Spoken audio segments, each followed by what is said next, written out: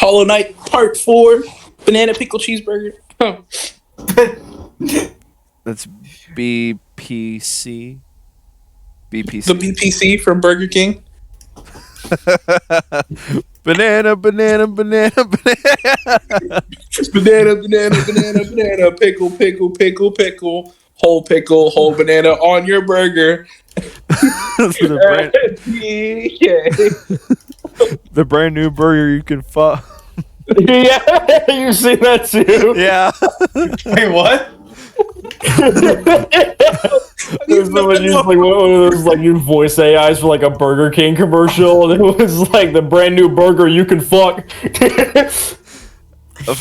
We've developed a burger that you can fuck and eat. Take that, Burger Queen. Of course, the Burger King employee among us doesn't know what we're talking about. No, I'm actually. It's so funny. I'll send it to you later. Please do. Yeah. Oh my god. Oh no, I got a message from the government. Oh no, I got a message from the government. The fungal waste. Yeah, this is the other area where the background looks the same. I guess now that we're seeing more of the game, the backgrounds can go on and off with being unique. Ouch. At least it gives you a warning that there's water with the waterfall. Oh, yeah, that's true. It's just I'm too ape-brained to know, and I fall into the water over and over and over and die from it. In context of the lore, is the reason why you died to the water, like, is it like some special water, or is just like bugs can't live in water? It's sulfuric water. Sulfuric water. I mean, he did mention that the wasteland, the outside world might be a wasteland. So. Oh. And we are really far underground, so like any water that's like mildly acidic, and these bugs are so tiny. Yeah, like, that it looks makes like sense. the water's boiling to them, but to us, it could just be like, it could just look normal with like a mild bit of agitation. A little bit of carbonation never hurt anyone. Except these bugs, apparently. Except these bugs, yeah. All of them seem to die when you knock them into it. Yeah. So, okay. Now I understand. I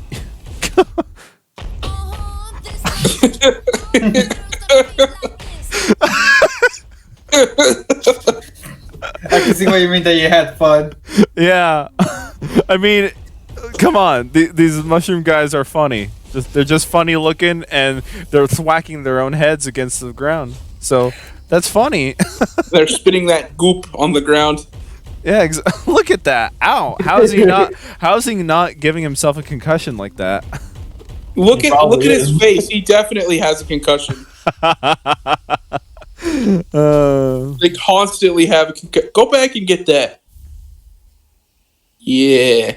Charm. A whole charm notch just sitting on the ground. I almost missed. Jesus Christ. Is a charm notch a it means you can add more charms to your build, yeah? So you can have as many charms as you want on your build, but charms cost a certain amount of notches. So like I think you start off with 3 notches, which means you can only have up to 3 charms on you at a time. If they're all 1 charm notch a piece, but some of them, a lot of them actually, are 2 charm notches. Oh, okay. Yeah, so with that extra charm notch, it puts me up to 4. So I can have 4 1 charm notches or 2 2s, etc., etc. But yeah, charm notches are like an invaluable resource because it makes everything easier. More charms equals much easier. Yeah, and again, a charm notch means it means you have the ability to wear a notch.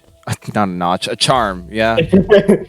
Yeah, it means you have the ability to wear more charms or more expensive charms.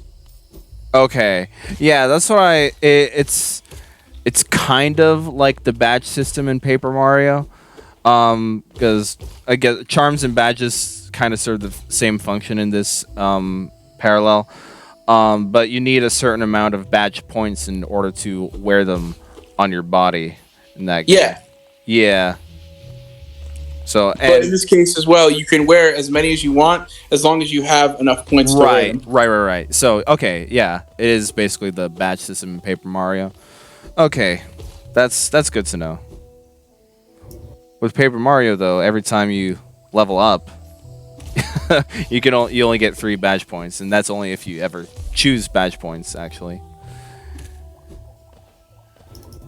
I like vaguely remember playing Paper Mario like 10 years ago, but but that's pretty much all the Paper Mario experience I have. I think I even beat the game too, like Really? 10 years ago, or maybe even longer than that, because it was back on like maybe my DS, maybe. whoa. There's a Paper Mario on the 3DS, and it's not the same one I'm talking about. And from what I hear from the Paper Mario community, nobody likes that game. It might not be Paper Mario. It's got like when regular Mario and Kid Mario in it. Oh, that's Mario and Luigi. That's a separate RPG series. Oh yeah, then okay. Yeah. Then I have never played Paper Mario. Okay. Yeah, there are two RPG series that Mario has. It's Paper Mario and Mario and Luigi. Yeah. So, the one you probably played was a Mario and Luigi game, specifically a Partners in Time, because there's some time travel stuff in that one. where they Yes, that sounds extremely familiar. Yeah, okay. Now we know. Yeah. Isn't there also like a Mario and Luigi game that has Paper Mario in it? Yeah, there was. Yeah, they had a collaboration. I actually played that one fully. It was fun. I don't have the game anymore because I was young and wanted to trade it in for something else. It was probably Sonic. Unfortunately. Yeah, no, I should have known better than to get rid of it because now the game is like $50. Yeah, it was the last original Mario and Luigi game that came out before they did their 2 remakes, then went bankrupt. Damn. They actually. Well, yeah, because they decided to release their they made 2 Mario and Luigi remakes, the Superstar Saga and Bowser's Inside Story. Those were 3DS titles that came out in 2017 and 2019, respectively. 2019, at the very least. That was 3 years into the Switch's lifespan. Ergo, nobody bought it. That's why they went bankrupt. Oh yeah, yeah. I was sitting here thinking 2019 is not that bad, but for a 3DS, that's kind of Yeah, for a 3DS at that game. point it's like 7 years old, I think. Something like that. Yeah, 8 years old at that time. Dang. Yeah, no, whatever decision they made to have the 3DS games keep in development 3 years into the Switch's lifespan, like it makes it. I don't know why. Historically, it makes a little bit of sense because there were still PS3 and 360 games like 2 years after the X1 and PS4 released. But I mean, the PS4, PS3 demographic is much different than the Nintendo situation at that time. Because I'll say it again for as many times as I want to, at least. The Switch only exists because the Wii U was a failure. I'm not gonna lie. If the Wii U was more successful and had a different name, it could have lived on to like meet its next successor at the same time as the PS5 and X series. But Look, it didn't. My soul thing is broken, Oh yeah, look at that. and it's fixed now. I didn't even notice that. That's neat.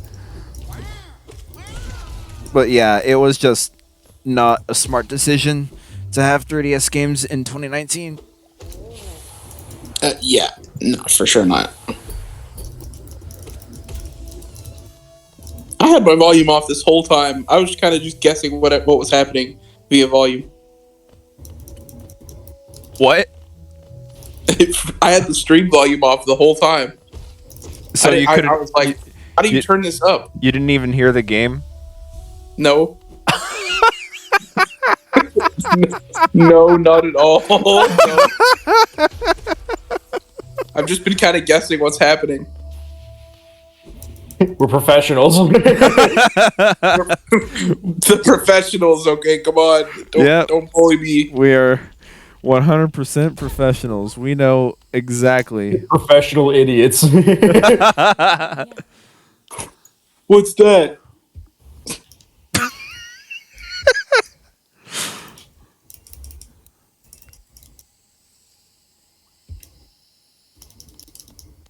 All right. Never talk with you again. Literally never again. I honestly don't remember that NPC. So, yeah. Like they make her. Oh shit! I blocked my phone. They make that NPC seem like such a big deal, and then like Yeah. Oh, I'm catching up, and we're back. Okay, perfect. Okay. Ugh, little Discord scare. Yeah, it was a bit of a big lag spike. Little Discord scare never hurt anyone. That's a lie. I saw the fucking clip again when we were doing Metroid Dread when like my fucking power went out and then I came back and then I immediately froze again when we started the recording back up. Oh yeah. What a If you saw me look at the map just then, that entire area that I didn't explore is the area I'm supposed to be in. Which is why you had to cut out that like whole hour of me exploring the area that I'm not supposed to be in. Oh, I see. Because it's like there's no harm in exploring that area, but you're really just supposed to get on with it and get to the next area. I see, yeah. And when you do explore new areas, you like areas that the game doesn't want you to do exactly. The map doesn't get drawn in unless you do the bench thing, yeah. Oh, well, so you have to buy the maps from, I can't remember the guy's name. I think his name was like Hulsifer or something like that. Oh, but yeah. you have to buy them. So you have to buy them first in order to get the drawing ability? Yeah, you have to buy the rough sketch. Oh.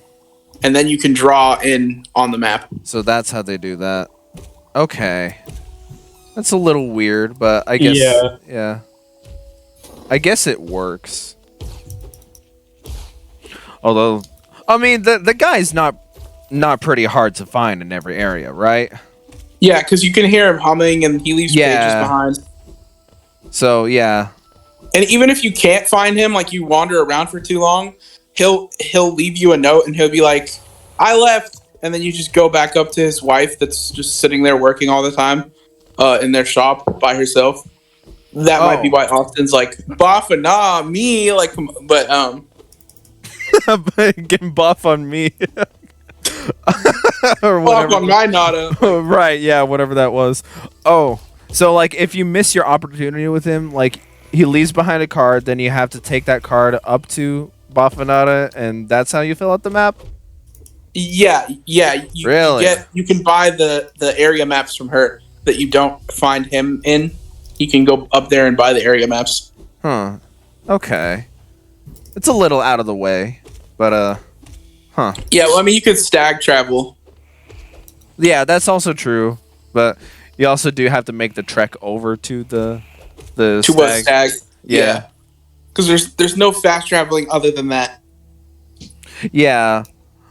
Like it's still out of the way because like even the stag travel takes like 5 seconds. There's a little cutscene in between each one. Not 5 seconds. And you have to actually get there, call him to the thing. Right. And then it's a whole thing. Yeah, it all adds up. So so the idea is go see that guy first thing. Yeah, if you hear him humming, go find him. Yeah. He's close. God, these things are literally so tough. Even the little flying ones, those are the baby ones. Oh. And even they are like, "Oi, man, run your pockets, yeah?" With the little knife on their tail.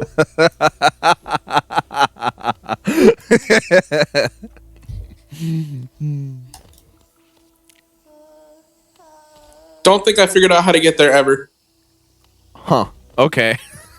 So he's just gonna sit there infected by himself. He's gonna die. Yeah, no, there are like a lot of side quests. They're technically side quests, yeah? Yeah, they're like little side characters that you can kind of help out. Yeah. They don't really matter. Yeah, no, like there are side quests in this game. You don't have to do them. It's really just is it all just for more cash or like more health or something? An ability, yeah, you can get like you can get like Desolate Dark or Shade. I think you automatically get Shade Spirit, but you can get Howling Wraiths, and then there's another upgrade to that ability. But you can get a lot of abilities like you can skip out on, like the Shrieking Wraiths ability that I got. Mm-hmm. I got it so late in the game. Like I actually stopped fighting the final boss to go get that ability to help me. I think I remember that, yeah. Because it's just so good, but you can just go the entire game without it. Right. Because yeah, this is a non-linear game. So Yeah, and you kind of have to forge your own path. You really can't like let the game decide for you. Because the game literally will not give you a helping hand ever. right, yeah. You could be stuck, and you're just stuck for like 2 hours. Yeah, like I said, like there is a intended way to do things, but it's never encouraged. I guess the only way it can be encouraged is if like you realize you're in an area and the enemies are kicking your ass, so you might want to leave that area and come back to it later. Yeah, or like you've been rushing through the game with just the 5 masks and no nail upgrades, and you're like, man, these guys are taking like 8 hits and they're killing me. Right. And then you go and upgrade everything all at once, like I did.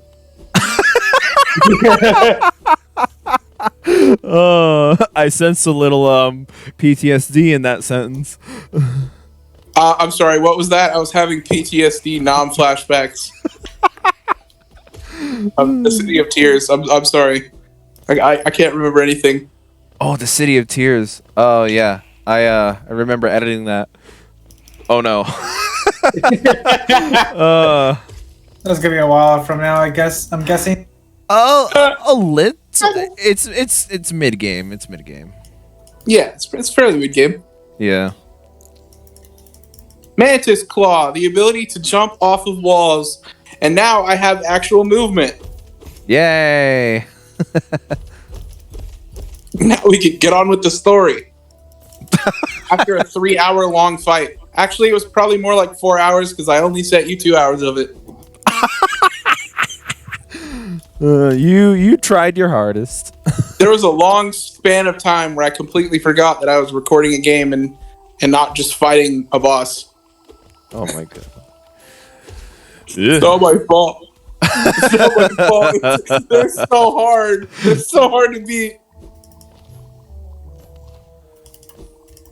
Yeah, I also kind of remember this is like super late game. Like you could even call it post game even if you want to, because there are multiple endings to this game. I cut out like so much of your trek because you did like a whole bunch of optional boss fights, and I cut those out for the playthrough. Just so I only showed off like the bare minimum of what you need to do to get to the true quote-unquote final boss. It's complicated because this game again has multiple endings. Essentially, the true final boss I did is the last final boss you can do of the game. It's just there's a variant of that final boss, Right. and then a variant of the ending Right, yeah. that would take, I don't know, an additional 10 hours.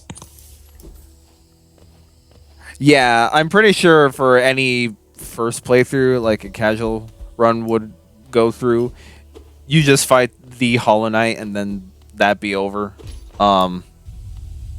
That's what I'm assuming, at least. Yeah, you fight the Hollow Knight, you defeat him. That's it. It's done. Yeah, that's usually what the most likely ending you're going to end up with. I loved the ending where the Hollow Knight was like, "It's Hollow Knighting time." It's Halloween time.